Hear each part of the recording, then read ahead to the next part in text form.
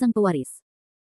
Sebelum lanjut, bagi yang belum subscribe, silahkan subscribe dan aktifkan lonceng notifikasi supaya tidak ketinggalan update terbaru dari kami. Jangan lupa juga tinggalkan like, komen dan share video ke medsos yang sahabat punya. Oke lanjut. Bab tahun 1555 sampai tahun 1558 Bab 1555 Petunjuk Wei Xiaotian. Setelah Song Feiyu mendengar kata-kata Fendi Zanders, wajahnya sangat ganas, dan dia mengertakkan gigi dan berkata, Fendi Zanders, saya benar-benar tidak tahu. Retakan. Tanpa basa-basi, Fendi Zanders langsung mematahkan jari kedua Song Feiyu. Di mana Wei Xiaotian? Fendi Zanders bertanya pada Song Feiyu tanpa ekspresi. Aku benar-benar tidak tahu. Mungkin karena rasa sakit yang parah, suara Song Feiyu sudah mulai bergetar. Hehe. Ketika Fendi Zanders mendengar kata-kata Song Feiyu, dia tidak bisa menahan cibiran, dan kemudian berkata tanpa ekspresi, aku tidak menyangka kamu begitu tidak berdaya. Setelah mengatakan ini, Fendi Zanders tiba-tiba membentak. Jari ketiga Song Feiyu. Ah. Kali ini teriakan Song Feiyu tampak lebih menyakitkan. Di mana Wei Xiaotian? Suara Fendi Zanders terdengar di telinga Song Feiyu seperti setan. Aku mohon, aku benar-benar tidak tahu di mana Wei Xiaotian berada. Aku menelepon Wei Xiaotian kemarin. Wei Xiaotian menyuruhku untuk membiarkanku keluar dan bersembunyi sebentar, dan dia akan keluar dan bersembunyi sebentar. Jadi aku benar-benar tidak mengetahui di mana Wei Xiaotian berada. Aku mohon, tolong biarkan aku pergi. Song Feiyu berteriak pada Fendi Zanders dengan ekspresi yang sangat menyakitkan. Setelah Fendi Zanders mendengar kata-kata Song Feiyu, dia tidak bereaksi sama sekali, tetapi berencana untuk mematahkan jari keempat Song Feiyu. Fendi Zanders, aku benar-benar tidak tahu di mana Wei Xiaotian berada. Bahkan jika kamu memukulku sampai mati hari ini, aku tidak tahu. Jika kamu tidak percaya padaku, kamu dapat menggunakan ponselku untuk menelepon Wei Xiaotian sekarang juga. Tanda seru petik 2. Song Feiyu buru-buru berteriak pada Fendi Zanders dengan keras. Setelah Fendi Zanders mendengar kata-kata Song Feiyu, dia perlahan menghentikan gerakannya, lalu melihat Song Feiyu dari atas ke bawah, dan bertanya tanpa ekspresi, apakah kamu benar-benar tidak tahu apa-apa?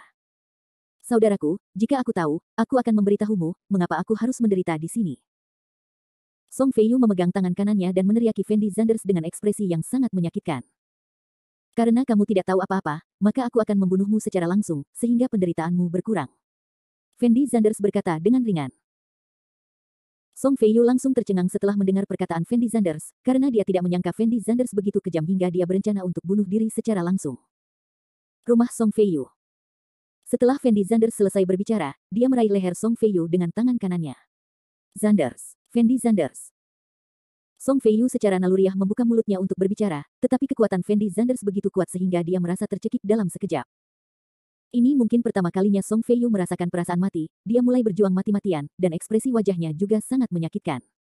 Tapi Fendi Zanders sepertinya tidak ingin melepaskan Song Feiyu. Song Feiyu dapat merasakan bahwa Fendi Zanders mungkin benar-benar berniat bunuh diri saat ini. Fendi Zanders, meskipun aku tidak tahu di mana Wei Xiaotian sekarang, tapi aku punya cara bagimu untuk menemukannya. Song Feiyu hampir menghabiskan seluruh kekuatan tubuhnya, dan mengatakan ini kata-kata kepada Fendi Zanders sesekali. Setelah Fendi Zanders mendengar kata-kata Song Feiyu, dia menunjukkan senyuman puas, lalu perlahan melepaskan tangan kanannya. Ahem. Setelah Song Feiyu dilepaskan oleh Fendi Zanders, dia berbaring di tanah dan terbatuk-batuk dengan keras. Tapi Fendi Zanders memandang Song Feiyu dan tidak berbicara. Faktanya, Fendi Zanders sama sekali tidak ingin membunuh Song Feiyu, dia hanya berharap menggunakan cara ini untuk membuat Song Feiyu mengatakan yang sebenarnya. Dalam situasi barusan, Song Feiyu bahkan tidak mengatakan bahwa dia mengetahui lokasi pasti Wei Xiaotian, yang berarti Song Feiyu mungkin benar-benar tidak tahu apa-apa.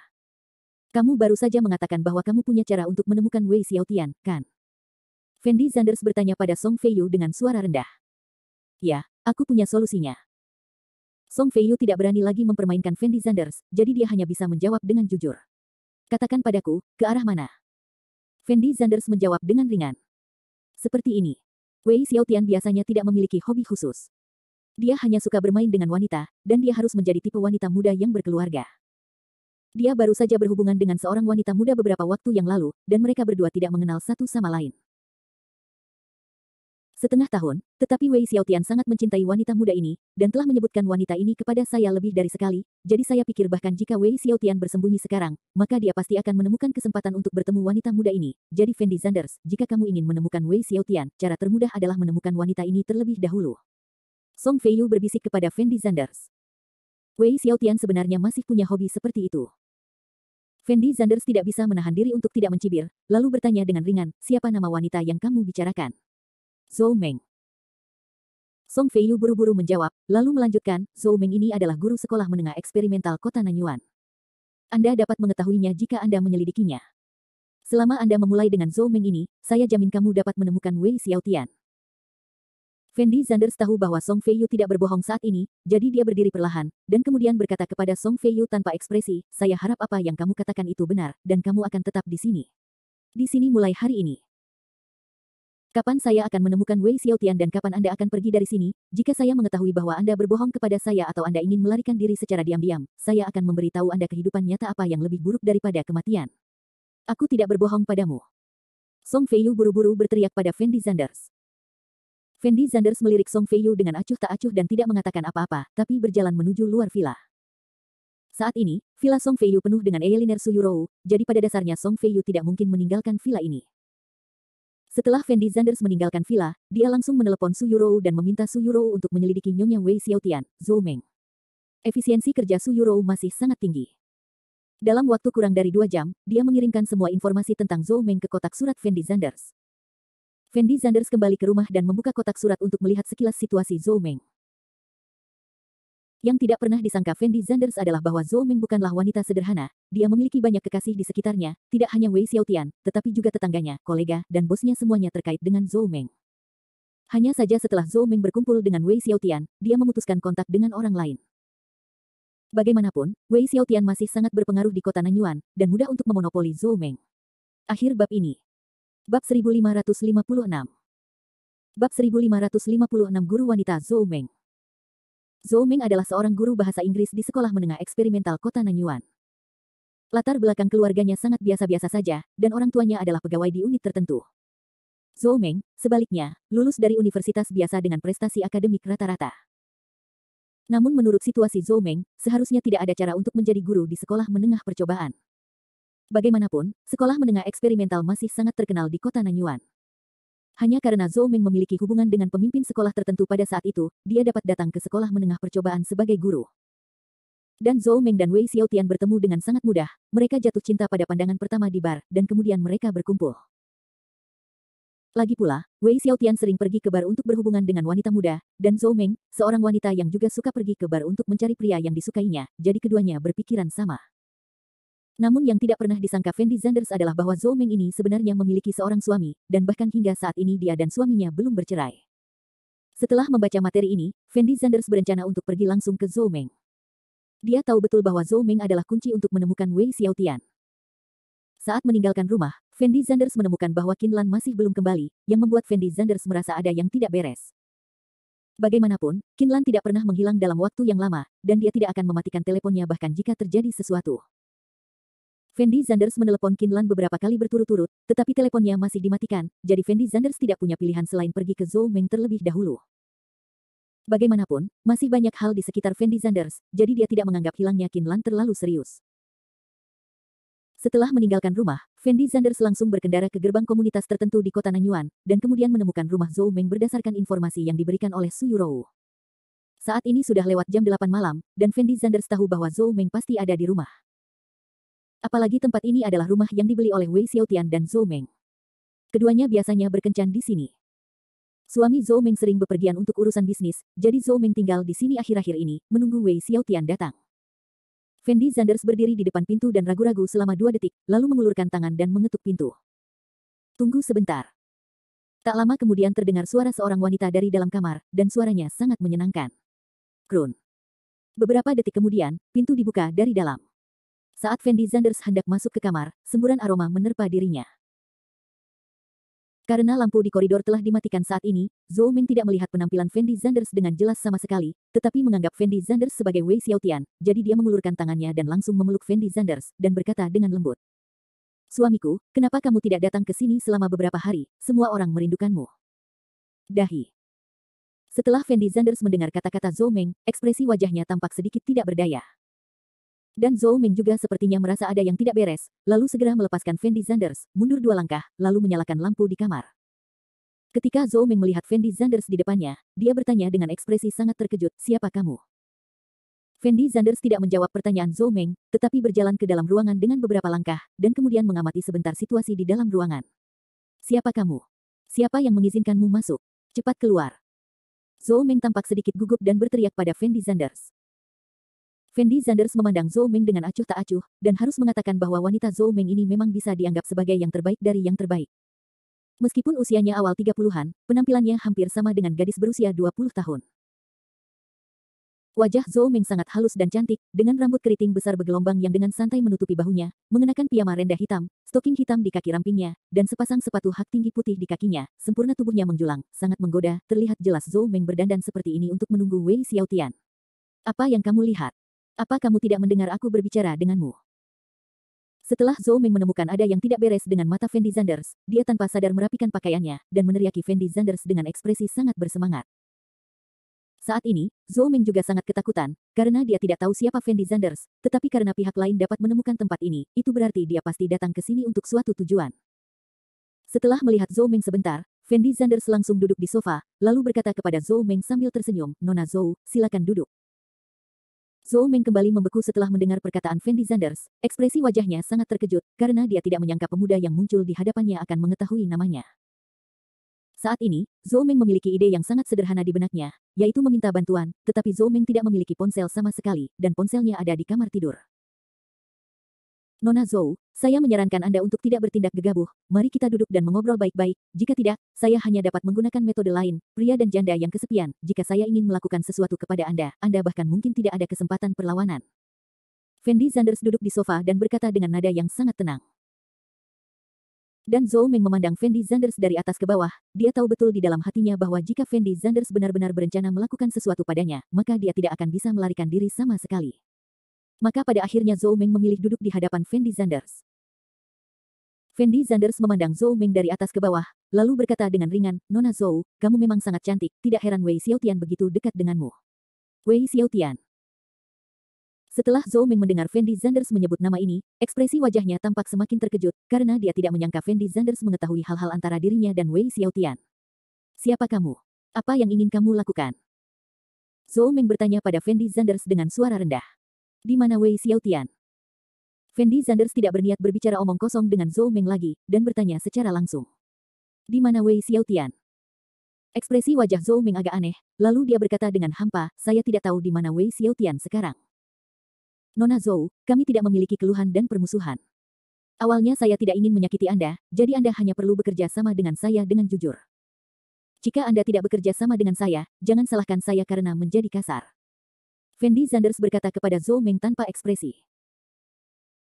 Setelah Zhou Meng mendengar kata-kata Fendi Zanders, dia tidak bisa menahan cibiran, dan kemudian berkata dengan suara rendah, "Karena kamu sudah tahu tentang hubunganku dengan Wei Xiaotian, maka aku akan mengatakannya dengan jujur, siapakah Wei Xiaotian? Anda tahu bahwa menyinggung Wei Xiaotian tidak akan ada gunanya bagi Anda, saya tidak tahu apa tujuan Anda datang ke sini hari ini, tapi saya menyarankan Anda untuk pergi sekarang, kalau tidak saya akan membuat Anda menyesal." Akhir bab ini. Bab 1557. Bab 1557. Apakah kamu akan menjadi kekasihku? Meskipun Zhou Meng tidak tahu apa yang dilakukan Wei Xiaotian, Zhou Meng tahu bahwa energi Wei Xiaotian sangat menakutkan. Jadi Zhou Meng berencana menggunakan identitas Wei Xiaotian untuk menakut-nakuti Fendi Zanders. Dan Fendi Zanders memandang Zhou Meng dan mencibir, lalu berkata dengan ringan, "Nona Zhou, apakah Anda mengancam saya? Pahami apapun yang kamu inginkan, tapi aku menyarankan kamu untuk pergi dari sini secepat mungkin." Zhou Meng berkata dengan wajah kosong. "Hehe."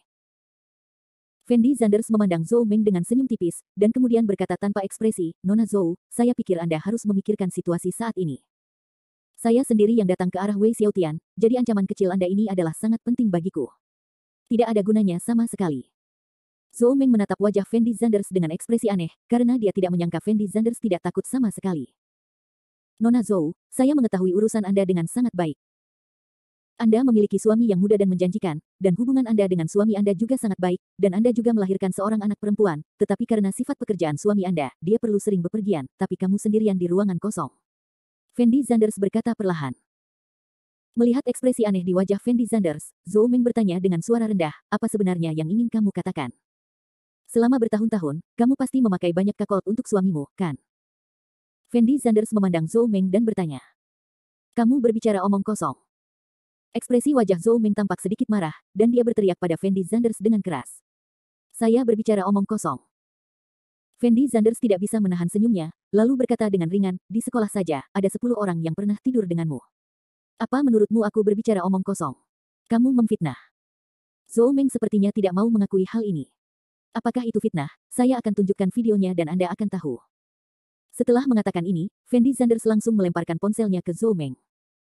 Meskipun Su Yurou tidak menyelidiki video Zhou Meng dan Wei Xiaotian, masih banyak video Zhou Meng dan pria lainnya. Ada 3 bagian dalam video tersebut, dan 3 pria berbeda muncul di dalamnya, tetapi Zhou Meng selalu ada. Zhou Meng tercengang melihat ponsel Fendi Zanders, dan ekspresi wajahnya juga sangat luar biasa, karena bahkan Zhou Meng sendiri tidak mengetahui keberadaan video-video ini, dan dia tidak tahu dari mana Fendi Zanders mendapatkannya. Video. Nona Zhou, apakah Anda masih berpikir saya sedang berbicara omong kosong sekarang? Fendi Zanders bertanya pada Zhou Meng sambil tersenyum. Saat ini, ekspresi wajah Zhou Meng sangat jelek, tubuhnya sedikit gemetar, dan dia bertanya kepada Fendi Zanders dengan suara rendah, siapa kamu? Dari mana kamu mendapatkan video ini? Zhou Meng tercengang saat melihat video di ponsel Fendi Zanders. Tapi Fendi Zanders berkata perlahan, Nona Zhou, tidak peduli siapa saya, yang penting adalah apa yang saya katakan selanjutnya. Apa sebenarnya yang kamu coba lakukan? Zhou Meng menggigit bibirnya dan bertanya pada Fendi Zanders dengan suara rendah. Aku tahu hubunganmu dengan suamimu sangat baik. Kamu selingkuh hanya karena suamimu sering pergi dan kamu tidak tahan dengan kesepian, jadi kamu semakin dalam, tapi nyatanya kamu masih mencintaimu suamiku, kan? Tanda tanya petik 2. Fendi Zanders memandang Zhou Meng dan bertanya. Setelah mendengar kata-kata Fendi Zanders, Zhou Meng perlahan mengangkat kepalanya untuk melihat Fendi Zanders, dan kemudian bertanya kepada Fendi Zanders dengan suara rendah, bagaimana kamu mengetahui hal-hal ini? Bagaimana aku tahu, kamu tidak perlu peduli. Fendi Zanders menjawab dengan ringan, dan kemudian melanjutkan, saya ingin Anda memberitahu saya lokasi Wei Xiaotian sekarang. Saya tidak tahu. Zhou Meng tidak ragu sama sekali, dan langsung menggelengkan kepalanya ke arah Fendi Zanders. Kamu sepertinya tidak memahami situasimu saat ini. Fendi Zanders memandang Zhou Meng dan menghela nafas pelan, lalu melanjutkan, Nona Zhou, suamimu mungkin tidak tahu bahwa kamu menaruh begitu banyak topi hijau padanya, kan? Setelah saya memposting semua video ini secara online, lalu apa yang akan suamimu pikirkan tentang kamu? Apa pendapat keluarga dan temanmu tentangmu? Kamu tidak benar-benar berencana untuk bersama Wei Xiaotian selama sisa hidupmu, bukan? Jangan. Aku mohon, jangan mempostingnya secara online. Ekspresi Zhou Meng langsung berubah setelah mendengar kata-kata Fendi Zanders, dan dia buru-buru berteriak pada Fendi Zanders. Meskipun Zhou Meng menipu tubuhnya, dia hanya ingin mendapatkan sesuatu dari tangan Wei Xiaotian. Dia sama sekali tidak berniat menceraikan suaminya. Begitu video ini benar-benar diambil oleh Fendi Zanders jika Fang menyebarkannya di internet, maka kehidupan Zhou Meng mungkin hancur. Terlebih lagi, Zhou Meng dan Wei Xiaotian juga memiliki tujuan yang sangat penting untuk bersama, yaitu membantu suaminya agar karir resminya lancar, tetapi jika suami Zhou Meng mengetahui bahwa Zhou Meng telah selingkuh, dan dia masih bersama banyak pria, maka suami Zhou Meng pasti akan memilih untuk bercerai. Apakah kamu takut? Fendi Zanders bertanya kepada Zhou Meng sambil tersenyum. Saya mohon, selama Anda tidak memposting video ini secara online, Anda dapat meminta saya melakukan apa saja, dan saya bisa kekasihmu. Zhou Meng berteriak pada Fendi Zanders dengan menyedihkan. Kamu ingin menjadi kekasihku? Fendi Zanders tidak bisa menahan senyum ketika dia mendengar kata-kata Zhou Meng, dan kemudian berkata dengan ringan, aku tidak kekurangan wanita. Lalu apa yang ingin kamu lakukan? Zhou Meng berteriak bersemangat. Seperti yang kubilang tadi, aku hanya ingin tahu lokasi pasti Wei Xiaotian. Fendi Zanders memandang Zhou Meng dan berkata. Setelah Zhou Meng mendengar kata-kata Fendi Zanders, ekspresi wajahnya tampak sedikit rusak, dan dia menggigit bibirnya dan berkata, saya tidak tahu di mana Wei Xiaotian sekarang. Kamu adalah majikannya dan kamu tidak tahu di mana dia. Fendi Zanders mau tidak mau sedikit mengernyit. Saya memang kekasih Wei Xiaotian, tetapi Wei Xiaotian tidak pernah mengizinkan saya menghubunginya secara proaktif. Jika dia ingin bertemu dengan saya, dia akan mengirim pesan teks meminta saya untuk menunggunya di sini. Saya meneleponnya beberapa hari yang lalu. Matikan, jadi saya bahkan tidak tahu di mana Wei Xiaotian sekarang, dan saya tidak punya cara untuk menghubungi Wei Xiaotian. Zhou Meng berkata dengan sangat cemas. Melihat ekspresi wajah Zhou Meng di depannya, Fendi Zanders tampak sedikit tidak berdaya, karena Fendi Zanders tidak menyangka Wei Xiaotian akan begitu berhati-hati. Nona Zhou, karena Anda tidak memiliki cara untuk menghubungi Wei Xiaotian, saya hanya dapat memposting video ini secara online. Fendi Zanders berkata dengan lembut kepada Zhou Meng. Tidak mau. Zhou Meng buru-buru berteriak, dan kemudian melanjutkan, kalau tidak, menurutmu ini baik-baik saja. Meskipun aku tidak punya cara untuk menghubungi Wei Xiaotian pasti akan menemukanku setelah beberapa saat. Suatu ketika Wei Xiaotian muncul, saya akan segera memberitahu Anda, bagaimana menurut Anda. Akhir bab ini. Bab 1558. Bab 1558 Berita Qinlan. Fendi Zanders memandang Zhou Meng dari atas ke bawah. Dia tahu bahwa dia sekarang memiliki video Zhou Meng di tangannya, dan Zhou Meng tidak boleh berani bermain dengannya. Bagaimana kamu tahu bahwa Wei Xiaotian pasti akan menghubungimu? Fendi Zanders mengerutkan kening dan bertanya pada Zhou Meng. Wei Xiaotian terpesona olehku, dia akan datang kepadaku setiap beberapa hari, jadi aku tahu dia pasti akan datang kepadaku. Zhou Meng berkata kepada Fendi Zanders dengan nada sangat setuju. Saya akan memberi Anda waktu 5 hari, jika saya tidak melihat Wei Xiaotian dalam 5 hari, maka saya akan memposting video ini di internet, Anda dapat mengetahuinya sendiri. Fendi Zanders menjatuhkan kalimat ini tanpa ekspresi, lalu memberitahu Zhou Meng nomor teleponnya, lalu bangkit dan berjalan langsung keluar ruangan. Dan Zhou Meng melihat ke belakang Fendi Zanders, matanya penuh dengan keputusasaan dan kehancuran, karena dia mungkin bahkan tidak tahu siapa Fendi Zanders sekarang, dan sekarang dia hanya bisa berharap Wei Xiaotian akan segera datang menemukannya. Di sisi lain, setelah Fendi Zanders meninggalkan rumah Zhou Meng, dia pulang ke rumah sendirian. Meskipun Fendi Zanders belum menemukan Wei Xiaotian, Fendi Zanders berpikir bahwa Zhou Meng harus memiliki cara untuk menemukan Wei Xiaotian, ini hanya masalah waktu, dan kemudian Fendi Zanders menunggu dengan sabar. Setelah tiba di rumah, Fendi Zanders menemukan bahwa Qin Lan masih belum kembali. Fendi Zanders merasa ada sesuatu yang tidak beres. Qin Lan tidak punya teman di kota Nanyuan, dan sangat mustahil baginya untuk menghilang begitu lama. Fendi Zanders ragu-ragu untuk waktu yang lama, dan akhirnya mengeluarkan ponselnya, menemukan nomor Xiao Yu dan memutar nomornya. Xiao Yu, apakah kamu bertemu Guru Qin baru-baru ini? Fendi Zanders bertanya secara langsung. Guru Qin sepertinya telah meminta izin. Jawab Xiao Yu setelah berpikir sejenak. Meminta izin. Fendi Zanders tertegun sejenak ketika dia mendengar kata-kata Xiao Yu, dan kemudian bertanya dengan nada bingung, kalau begitu, tahukah kamu mengapa dia meminta izin? Saya tidak begitu jelas tentang ini. Xiao Yu menjawab perlahan, dan kemudian melanjutkan, apakah Anda ada hubungannya dengan Tuan Qin? Tidak ada yang serius. Fendi Zanders menjelaskan tanpa daya. Lalu apa yang akan kamu lakukan untuk kembali ke sekolah? Xiao Yu buru-buru melanjutkan bertanya. Aku agak sibuk akhir-akhir ini, tunggu sampai aku punya waktu, aku akan menutup telepon dulu, aku tidak akan memberitahumu lagi. Fendi Zanders menjawab dengan suara rendah, lalu menutup telepon. Setelah menutup telepon, Fendi Zanders merasa ada sesuatu yang harus dilakukan Qin Lan sebelum pergi, jadi dia mengeluarkan ponselnya dan menghubungi Qin Lan lagi.